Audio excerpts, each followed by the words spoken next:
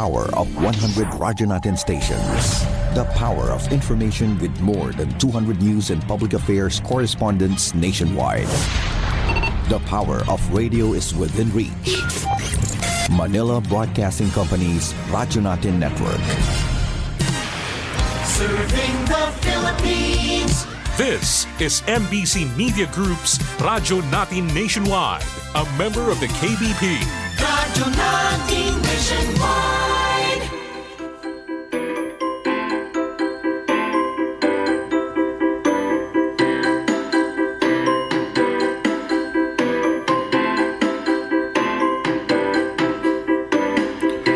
Welcome to Himaya sa Diyos, the weekly program of Sunday Mass readings, inspirational homilies by bishops and priests of the Holy Catholic Church from the Diocese of Kansas and the Diocese of the Philippines. Dalaygon o himaya sa Diyos, magkaigsunan ko diha sa kahinginan, anyang sa kita magpaambit sa atong mga pagpamalandong sulod nining Domingo. Karon nga Domingo mao ang kapistahan sa pagbunyag sa atong Ginoong Hesukristo. Uban sa mapagsaysay sa atong ebanghelyo ug mao kini ang kasaulugan sa atong liturhikanong kalendaryo sa simbahan diha sa atong pagtuo. Uban sa atong kagayunan sa pagpaminaw sa usa-usa, aniya nasab kaninyong ubos ng igsoon si Melvin Clapano magig-uban kaninyo sa pipila ka magotlo. O uban sa atong panag-uban karon, akong mga pagpanumbaya sa maayong buntag kaninyong tanan nining adlaw nga Domingo. Ang Domingo nga diin atong gitawag ng kapistahan sa pagbunyag sa atong Ginoong Hesukristo. Busa mapadayunon kita sa atong tagstag sa kukalingon kung asa man kini napadpad ning atong pagsibya uban ning sikat nga stasyon sa radyo ang 103.9 FM Naval na naghatag kanato sa kinabuhi ni ining maotong programa sa kanginan ang Himaya sa Dios. Uban sa pagpasiugda sa Missionary Brothers of Perpetual Help, uban sa atong obispo, Bishop Stephen Grinke, ang Bishop Overseer sa Holy Catholic Church Apostolic See of the Philippines din sa Pinas. Uban kaniyong tanan makaigsunan ko, maayong buntag o malipayong Domingo alang kanatong tanan. Sa ingon usab uban kanato ang uban natong mga kaigsuunan, mga kaobispuhan, kaparian o mga diakono nga din kabahin sa Holy Catholic Church. O pipila ka mga gusto aniya kita karon mag-inambitay diha sa buhing pulong sa Dios. Human bunyagi ang Ginoo, nabukas ang mga langit ug ang Espiritu sama sa salampati mikunsad kaniya. Ug nadungog ang tingog samahan nga nag-ingon, mao kini ang akong pinalanggang anak nga nakapahimuot kaayo kanako. Magampo kita. Tunay ug makagagahom nga Dios, gipaila mo sa sulinling paagi si Kristo nga imong pinalanggang anak sa pagkunsad kaniya sa Espiritu Santo. Itugot nga sa kanunay makapahimuot unta kanimo ang imong sinagop ng mga anak nga nangatao pag-usab pinagi sa tubig ug sa Espiritu Santo. Kini among gipangayo pinagi sa among Ginoong Hesukristo imong anak nga buhi ug hari ubang kanimo sa Espiritu Santo, Dios nga usa hangtod sa kahangturan. Mga kaigsunan ko din ni Kristo, atong kanunayang buhion ang atong mga pagpati o panguna-una diya sa atong Kristohanon na pagtuo. Uban nining kahigayunan nato sa pag-inambitay sa buhing pulong sa Dios diya sa atong mga pagpamalandong. Anahon tao kita'y kaikag na diin mudawat na ini sumala sa atong kaakuhan o kakayahan aron atong mapalambo ang atong Kristohanon nga kinabuhi o pagtuo. Kaya mga pulong sa Dios nga ato madungog mausab ang kinabuhi nga din ato maangkon uban ni Kristo. Kaya ang iyang kinabuhi ug ang iyang pulong nga sa ato pa naghatag kanato og kinabuhi.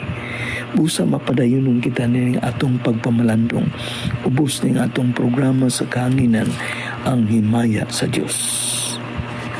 Unang pagbasa. Kinutlo gikan ni propeta Isayas. Ang Ginoo niingon, tan-awa ang akong alagad na akong gitabangan. Akong pinili ug gikay mut-an nako pag-ayo. Nga diin giatagan ko siya gahom, hatagan niya justisya ang kanasuran. Dili siya mosinggit ni motuwaw, ni maghimo siya masabang pagigpulong sa kadalanan. Maluluyon siya sa mga kuyang ug matinabangon sa mga timawa. Ipatuman gayud niya ang hustisya. Dili gayud siya mulunga ni maluya hangtod nga mapatunhay niya ang hustisya dinhi sa kalibutan. Ug ang kapuluan magpaabot sa iya balaod. Ako ang Ginoo, nagtawag kanimo aron labanan mo ang katarong. Pinaagi kanimo, maghimo ako kasabutan uban sa tanang katawhan o himuon ko ikaw kahayag sa kanasuran. Aron pagpabukas sa mata sa mga buta o pagpagawas sa mga binilanggo sa mangitngit nga bilangguan. Ang pulong sa Ginoo. Salmo responsorio. Bendisyonan sa Ginoo ug kalinaw ang iyang lungsod. Bendisyonan sa Ginoo ug kalinaw ang iyang lungsod. Bendisyonan sa Ginoo ug kalinaw ang iyang lungsod. Hatagi ang Ginoo kamong mga anak sa Dios. Hatagi ang Ginoo sa himaya ug pagdaig. Hatagi ang Ginoo sa himaya nga angay sa iyang ngalan. Simbaha ang Ginoo diya sa balaan nga sapot. Bendisyonan sa Ginoo ug kalinaw ang iyang lungsod. Ang tingog sa Ginoo anaa ibabaw sa katubigan. Ang Ginoo ibabaw sa halapad nga katubigan. Ang tingog sa Ginoo gamhanan, harianon ang tingog sa Ginoo. Bendisyonan sa Ginoo ug kalinaw ang iyang lungsod. Nagadalugdog ang Dios sa himaya. Ug diha sa iyang templo ang ngalan nagaingon himaya. Ang Ginoo naglingkod sa trono sa ibabaw sa baha. Ang Ginoo naglingkod sa trono nga hari sa kahangturan. Bendisyonan sa Ginoo ug kalinaw ang iyang lungsod.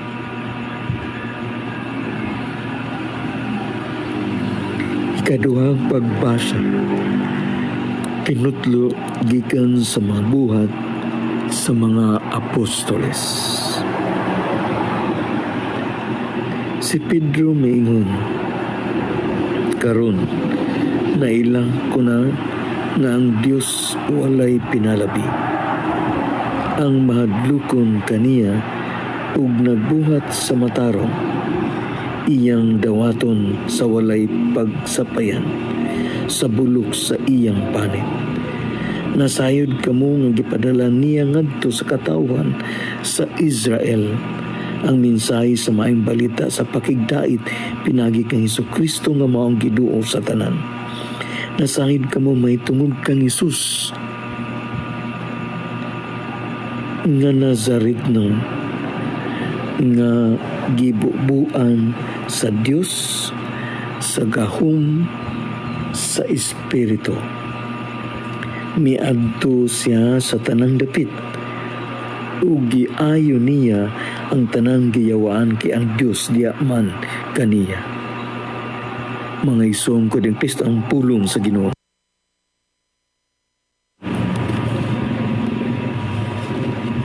Alleluia, nga abli ang mga langit ug ang tingog sa amahan na dungog. Kini mao ang akong pinanggang anak. Pamatia ninyo siya. Alleluia. Ang Ginoo maanaa kaninyo. Ang santos nga ebanghelyo sumala ni San Lucas. Misugod pagtubo ang paglaom sa mga tao ug nalibog sila kung kinsa gayud si Juan. Naguna na sila nga tingali siya mao ang Mesiyas. Busa miingon si Juan kanilang tanan. Nagbunyag ako kaninyo pinaagi sa tubig. Apan may moabot nga labaw pa kaayo kanako. Dili gani ako angay bisan sa pagbadbad sa higot sa iyang sandalyas. Magbunyag siya kaninyo pinaagi sa Espiritu Santo ug sa kalayo. Tapos kabunyagi ang tanang mga tao. Gibunyagan usab ni Jesus. Gibunyagan usab si Jesus. Samtang nag-ampo siya na abli ang langit ug mikunsad kaniya ang Espiritu Santo sa dagway sa usa ka salampati. Unya nabati ang usa ka tingog gikan sa langit nga nag-ingon, ikaw mao ang pinangga kong anak. Nalipay ako pag-ayo kanimo. Ang pulong sa Ginoo. Mga igsoon ko din ni Kristo, atong nadungog ang mga pulong sa atong Ginoong Hesukristo. Mga pulong na maghatag kanatog kaangguhan na kung sahay sa atong kaugalingon makauna-una kita sa atong kapasidad o ginbuhatan. Maunang pinaagi ni ini atong maaninaw nga dinhi sa atong pagpamalandong sulod sa Ebanghelyo. Gawas nun kita nga mobati og mahuna-huna nini aron mismo kita mao ang makasaksi ug mubuhat sa mga lihok ni ini tungod og alaw sa atong pagtuo ug sa ngalan sa Dios nga mao ang atong manluluwas. Kaysa matag karon og unya sa atong kinabuhi, mas kusog ang influensya diha sa palibot, sa katilingban ug mismo diha sa kabag-uhan karon nga mga bagad nga atong gisunod ug gibuhat sulod sa atong katilingban. Busa pinaagi ni ini makaangkon ta kita sa usa ka panguna-una ug desisyon uban sa dakong gugma ug kaluoy nga din atong mapuntarya ug matumong ngadto kanunay sa atong Ginoong Hesukristo nga mao ang atong manluluwas sa atong kinabuhi. Busa sa ingon diya sa atong kinabuhi anaunta ang atong mga liyo nga din sarang atong mabuhat ang mga kasuguan ug ang mga mensahe nga atong nakutlo ug napamalandungan base sa Ebanghelyo ug mga basahon sulod niining Domingo sa kapistahan sa pagbunya sa atong Ginoong Hesukristo. Kay kini nga kamatuoran magapadayag sa atong kinabuhi nga dili lamang di ay kita mulihok o mubuhat sumala sa unsay atong kapasidad, kundi ato unta kining maaninaw ug mabati kung unsa kini kamahinungdanon ug aduna bay kamatuoran diha sa mga asoy ug saysay sa mga pulong sa Dios diha sa atong Ebanghelyo. Aron sa ingon mapundar o mapuy-an nato ang Kristohanon nga kinabuhi.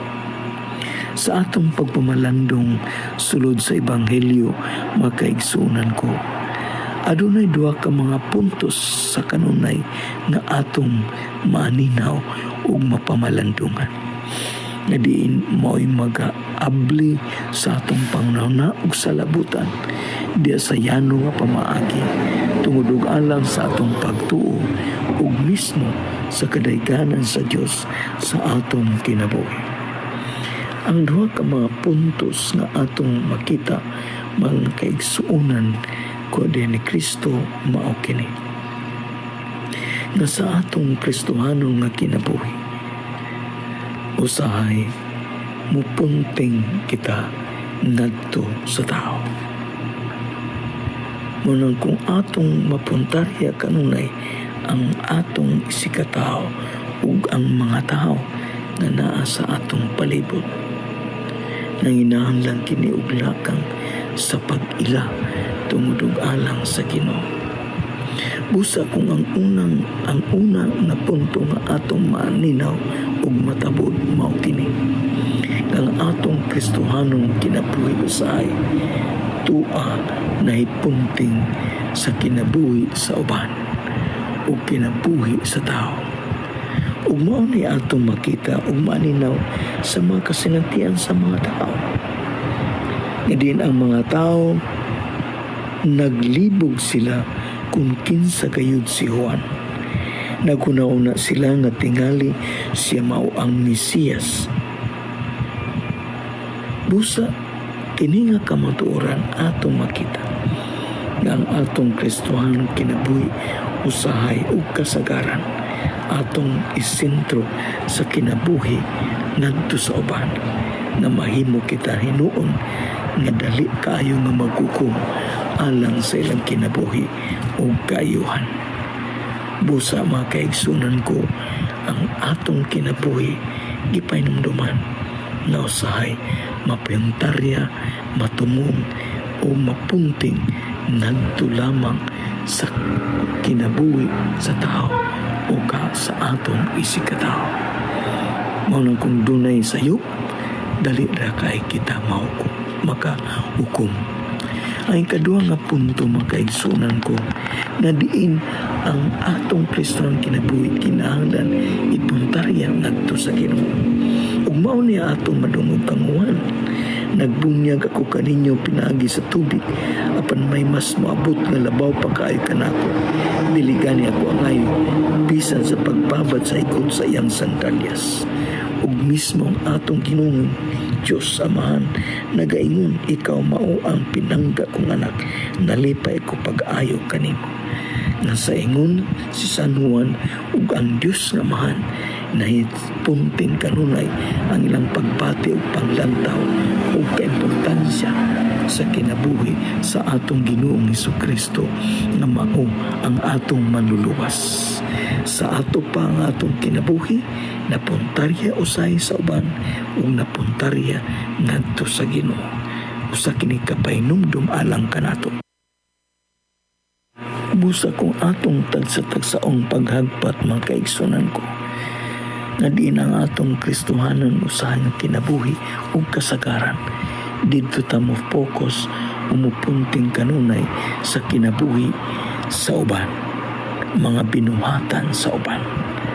Maunang dali ra kita usahay mapakyas sa pagdawat ug pag-ila kanila tun kay mismo ang mga sayop nga atong makita gikan kanila mo'y makapildi sa atong pagtamod ug pag-ila kanila isip kabahin sa atong Kristohanon nga kinabuhi. Munang kung gamay lang nga bikil, dali ra kita ma-discourage ug dili kita makadawat sa kinabuhi sa uban. Munang sa atong pagpakabuhi, isip sumusunod sa Dios. Ato untang madasig ug maablihan ang atong unahuna nga diin adunay pag-abli kanato ngadto sa pagpunting sa kinabuhi sa Dios sa atong kaugalingon. Kay mao kini ang tambal ug mga pamaagi nga din atong mabuntog ang ato lamang nga panglantaw ngadto sa atong isikataw nga mahimo kitang hait ang pinulungan o kita makahukom sa ilang kaalautan mismo sa kinabuhi. Busa usa kini kapahinumdum nga diha sa atong pagkinabuhi isip sa kamahan, anak ug ana sa simbahan ug katilingban ug mismo nag-alagad sa katawan na unta atong mapuy-an nga dili kita molantaw sa kinabuhi, dili kita mopuntarya sa atong paglantaw sa kinabuhi ngadto sa uban na magdala kanato sa paghukom kanila, kundi aton tang mapuntarya sa maayo nga pamaagi tungod ug alang sa ilang kayuhan. Mao nang puy-an nato sulod sa atong pamilya, sa atong simbahan ug sa katilingban ug mismo sa atong pagpangalagad nga diya sa ngalan sa atong Kristiyanong kinabuhi ug pagtuo ato kanunay masagdan ang ilang kinabuhi. Ato kanunay nga madawat ang ilang kinabuhi ug ato kanunay nga mahigugma ang ato kanunay mahigugma kita kanila ug magmaluluyon ug mapasayloon kay kini mao ang kinabuhi sa Dios nga iyang gipaambit nga ni kanato. Ang ikaduha nga punto makaigsuonan ko nga din ang atong kinabuhi gihagat sa pagpunting pagdiretso sa atong pananaw o paghatag og bili sa Dios sa atong kinabuhi. Na din gipamatuod ni San Juan nga aduna pay mas labaw ug gamanon nga tao nga moabot gikan sa katilingban ug kaniya nga diin magbunyag sa espiritu ug sa kalayo nga maghahatag og kainit ug inspirasyon sa katawhan alang sa mga sumusunod niya. Mao nang sa atong kinabuhi ato sa maninaw diya na ang Diyos Amahan nagahisgot sa iyang pinanggang anak nga mao si Kristo, na ang iyang kinabuhi ug ang iyang panglantaw ato kanunay sa iyang anak nga si Hesukristo. Busa mga kaigsunan ko, aton tamabalin ang atong panglantaw sa kinabuhi. Nga din usahay instead mupuntarya kita sa mga material na mabutang, sa mga imbitasyon o tentasyon sa palibot, diya sa atong profesyon na naaka nato, sa atong pamilya, sa atong sikatao, o mismo sa katilingban o sa simbahan. Nga din aton tamapuntarya ang atong kinabuhi ngadto kang Kristo, ngadto kang Jesus, nga nahimong sama ka nato aron kita iyang luwason ug tuboson sa atong mga kasalanan. Ug pinaagi ni ini kita kanunay kahimutan sa Dios tungod sa atong mga maayong gawin ug kinabuhi at tubangan sa Dios ug sa atong isikatawo. Ug mao kadto ang mga puntos nga atong napag-ambitan makaigsunan ko ni Kristo.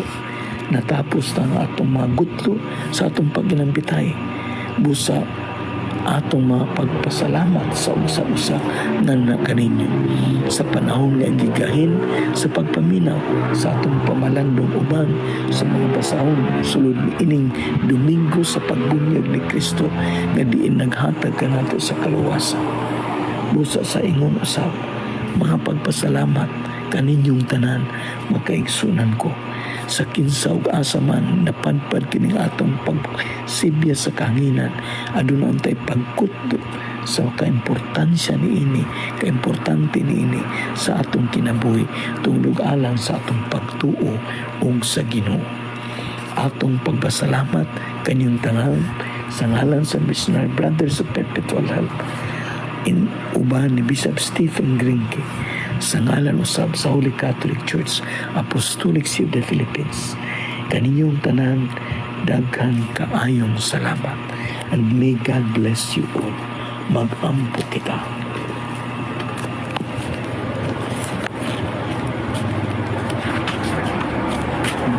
Human mabusog sa santos nga pagkalawat, nangamuyo kami kanimo o Ginoo, nga pasayloon mo unta kami nga namati na matuuhon sa imong bugtong anak, pagatawgon og mahimo unta gayud nga iyang mga anak. Kini among gipangayo pinaagi ni Kristo among Ginoo. Amen. Makaigsunan ko din ni Kristo, himaya ug dalaygon ang Dios. Daghang kaayong salamat.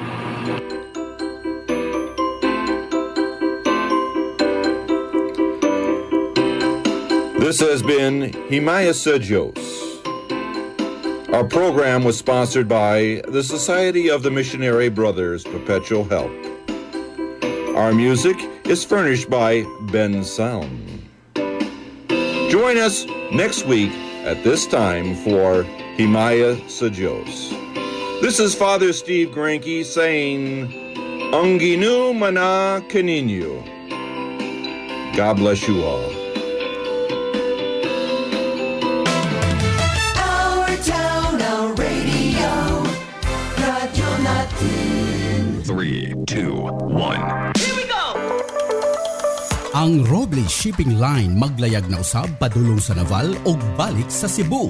Ania ang schedule sa mga biyahe gikan sa Cebu padulong sa Naval alas 8 sa gabi matag Lunes, Miyerkules ug Sabado. Gikan sa Naval padulong sa Cebu alas 8 sa gabi matag Martes, Huwebes ug Domingo. Apan sa matag adlawng Huwebes adunay espesyal nga ruta. Mubiya gikan sa Naval padulong sa Katbalogan alas 5 sa buntag. Mubiya gikan sa Katbalogan balik sa Naval alas 6 sa gabi. Unya alas 8 sa gabi maglayag na padulong sa Cebu. Para sa inyong mga tiket, bisitaha ang Margie Grace General Merchandise. Alang sa dugang impormasyon, tawag sa 053-507-9138 o text sa 0917-725-0848. Robles Shipping Line, kasaligan o kumpiyansa sa inyong pagbiyahe.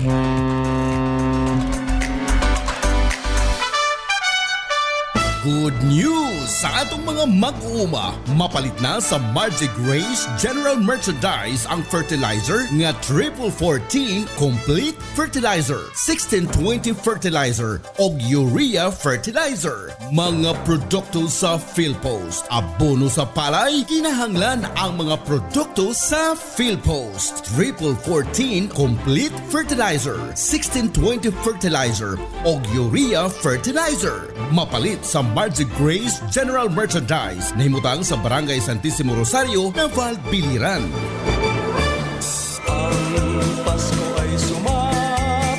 Nandyan na naman sila, kanya-kanyang pakilala sa kung alin daw ang totoo at alin ang tama. Basta ako, mula pa nung nakarang Pasko hanggang ngayong Kapaskuhan, ay istigtuan lang sa bitaminang gumagabay sa aking kalusugan. Mark C. Vitamin C Plus Zinc. Ang purong bitamina ng ating mga kasangga. Maligayang Pasko at manigong bagong taon. Hatid sa inyo ng Mark C. Vitamin C Plus Zinc. Mabibili na sa inyong mga suking butika at drugstores dito sa ating lugar.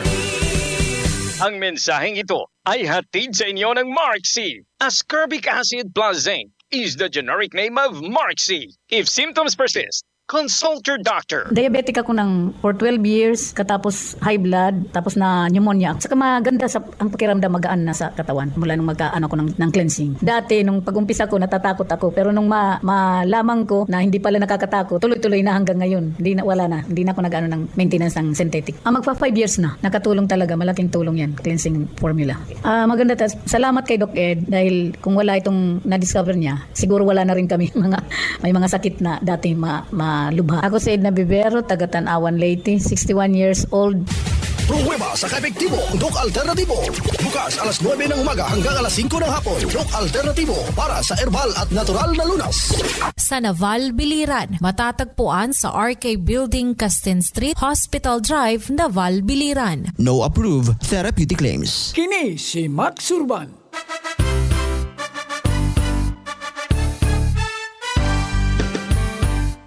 Sa mga grocery o sa mga pharmacy, inyo nang mapalit ang Sinpanyawan Coffee.